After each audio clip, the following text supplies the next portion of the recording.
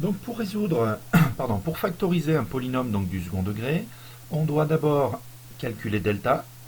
En fonction de delta, trouver les éventuelles racines.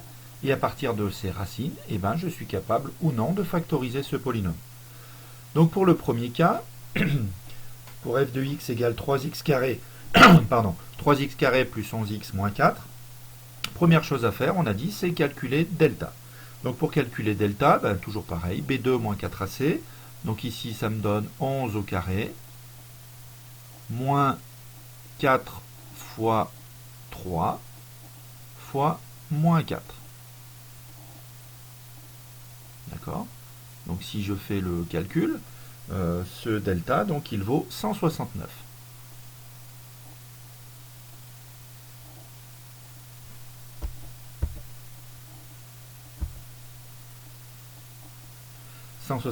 C'est positif. Hein. Donc ça veut dire que dans l'ensemble des réels, j'ai deux racines. Donc ces deux racines, je les calcule. Ça vaut donc x1, on a dit qu'il vaut moins b moins racine de delta sur 2a. Donc ici moins 11 moins racine de 169 qui vaut 13. Hein, je vais noter comme ça. Donc 169. Le tout, on a dit, sur 2a, donc sur 6. D'accord, donc si je simplifie, d'après les calculs, ça me donne moins 4. D'accord, x2, c'est quasiment la même formule, sauf qu'à la place du signe moins ici, j'ai un signe plus. D'accord, donc ici, ça me donne x2, donc est égal à moins 11, plus racine de 169,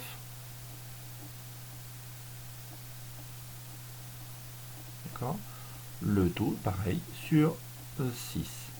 Si je simplifie, ça me donne 1 tiers.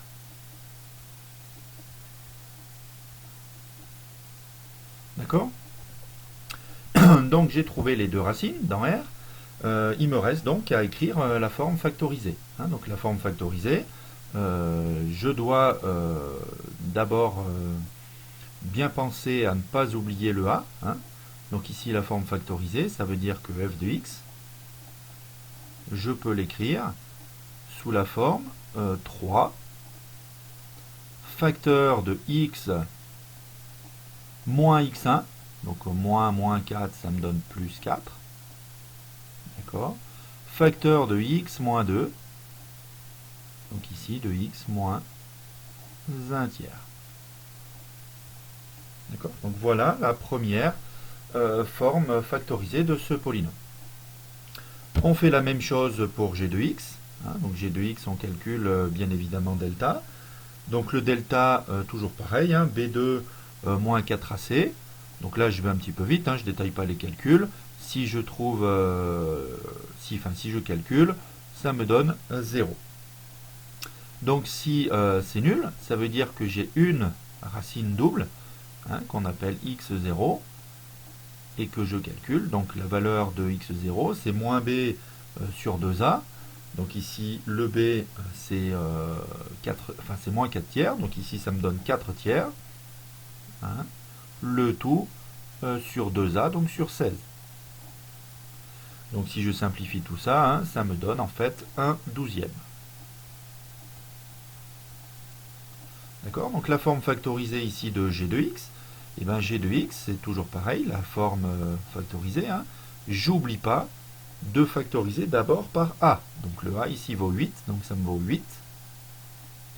Facteur de x moins x0, donc x moins 1/12e.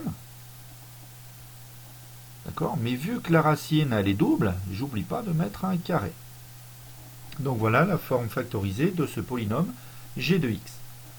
On fait la même chose pour h de x. Donc pareil, hein, je passe assez vite maintenant sur delta. Hein. Si je le calcule, ça me donne moins 59. Hein, ici, moins 59. Donc je m'aperçois que c'est négatif. Hein. Donc ça veut dire que j'ai aucune racine dans R. Donc ça veut dire que en fait, le polynôme h de x n'est pas factorisable. Hein. ici h de x, et bien sa forme factorisée n'existe pas. Hein, donc n'est pas factorisable.